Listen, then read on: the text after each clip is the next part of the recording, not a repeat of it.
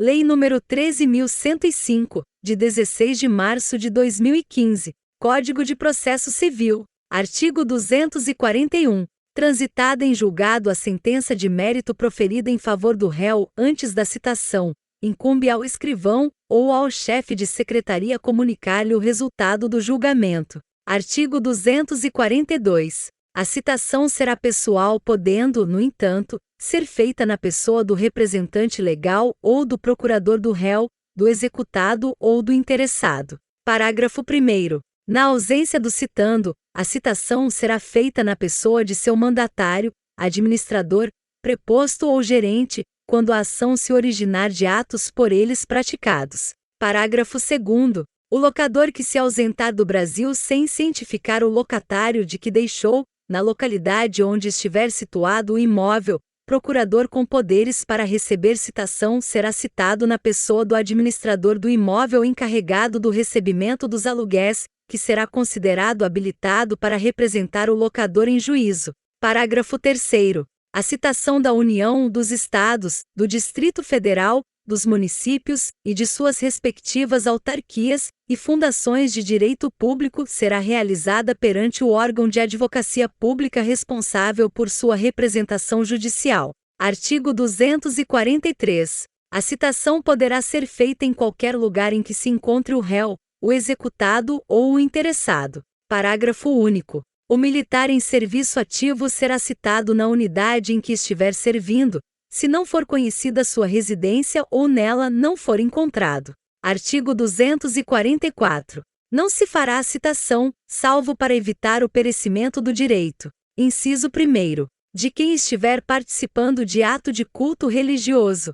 Inciso 2º. De cônjuge, de companheiro ou de qualquer parente do morto, consanguíneo ou afim, em linha reta ou na linha colateral em segundo grau, no dia do falecimento e nos 7 dias seguintes. Inciso 3º. De noivos, nos 3 primeiros dias seguintes ao casamento. Inciso 4º. De doente, enquanto grave o seu estado. Artigo 245. Não se fará citação quando se verificar que o citando é mentalmente incapaz ou está impossibilitado de recebê-la. Parágrafo 1º. O oficial de justiça descreverá e certificará minuciosamente a ocorrência. Parágrafo 2º. Para examinar o citando, o juiz nomeará médico, que apresentará laudo no prazo de 5 dias. Parágrafo 3º. Dispensa-se a nomeação de que trata o parágrafo 2º se pessoa da família apresentar declaração do médico do citando que ateste a incapacidade deste. Parágrafo 4º. Reconhecida a impossibilidade, o juiz nomeará curador ao citando, observando, quanto à sua escolha, a preferência estabelecida em lei e restringindo a nomeação à causa. Parágrafo 5º. A citação será feita na pessoa do curador, a quem incumbirá a defesa dos interesses do citando. Artigo 246. A citação será feita: inciso 1º, pelo correio; inciso 2º, por oficial de justiça; inciso 3º, pelo escrivão ou chefe de secretaria, se o citando comparecer em cartório; inciso 4º, por edital; inciso 5º, por meio eletrônico, conforme regulado em lei. Parágrafo 1º. Com exceção das microempresas e das empresas de pequeno porte, as empresas públicas e privadas são obrigadas a manter cadastro nos sistemas de processo em autos eletrônicos, para efeito de recebimento de citações e intimações, as quais serão efetuadas preferencialmente por esse meio. Parágrafo 2º. O disposto no parágrafo 1º aplica-se à União, aos Estados, ao Distrito Federal, aos municípios e às entidades da administração indireta. Parágrafo 3º. Na ação de uso capião de imóvel, os confinantes serão citados pessoalmente, exceto quando tiver por objeto unidade autônoma de prédio em condomínio, caso em que tal citação é dispensada. Artigo 247. A citação será feita pelo correio para qualquer comarca do país, exceto: inciso 1º. Nas ações de Estado, observado o disposto no artigo 695, parágrafo 3º. Inciso 2º. Quando o citando for incapaz. Inciso 3º.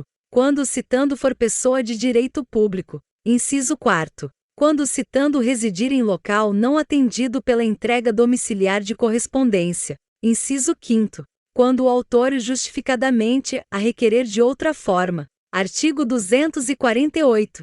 Deferida a citação pelo correio, o escrivão ou o chefe de secretaria remeterá ao citando cópias da petição inicial e do despacho do juiz e comunicará o prazo para resposta, o endereço do juízo e o respectivo cartório. Parágrafo 1º. A carta será registrada para entrega ao citando, exigindo-lhe o carteiro, ao fazer a entrega, que assine o recibo. Parágrafo 2º. Sendo o citando pessoa jurídica, será válida a entrega do mandado à pessoa com poderes de gerência geral ou de administração, ou ainda, a funcionário responsável pelo recebimento de correspondências. Parágrafo 3º. Da carta de citação no processo de conhecimento constarão os requisitos do artigo 250. Parágrafo 4º. Nos condomínios edilícios ou nos loteamentos com controle de acesso, será válida a entrega do mandado a funcionário da portaria responsável pelo recebimento de correspondência, que, entretanto, poderá recusar o recebimento, se declarar, por escrito, sob as penas da lei, que o destinatário da correspondência está ausente. Artigo 249. A citação será feita por meio de oficial de justiça nas hipóteses previstas neste Código ou em lei, ou quando frustrada a citação pelo correio. Artigo 250. O mandado que o oficial de justiça tiver de cumprir conterá: inciso 1º, os nomes do autor e do citando e seus respectivos domicílios ou residências. Inciso 2º, a finalidade da citação, com todas as especificações constantes da petição inicial, bem como a menção do prazo para contestar, sob pena de revelia, ou para embargar a execução. Inciso 3º, a aplicação de sanção para o caso de descumprimento da ordem, se houver. Inciso 4º. Se for o caso, a intimação do citando para comparecer, acompanhado de advogado ou de defensor público, à audiência de conciliação ou de mediação, com a menção do dia, da hora e do lugar do comparecimento. Inciso 5º. A cópia da petição inicial, do despacho ou da decisão que deferir tutela provisória. Inciso 6º. A assinatura do escrivão ou do chefe de secretaria e a declaração de que o subscreve por ordem do juiz.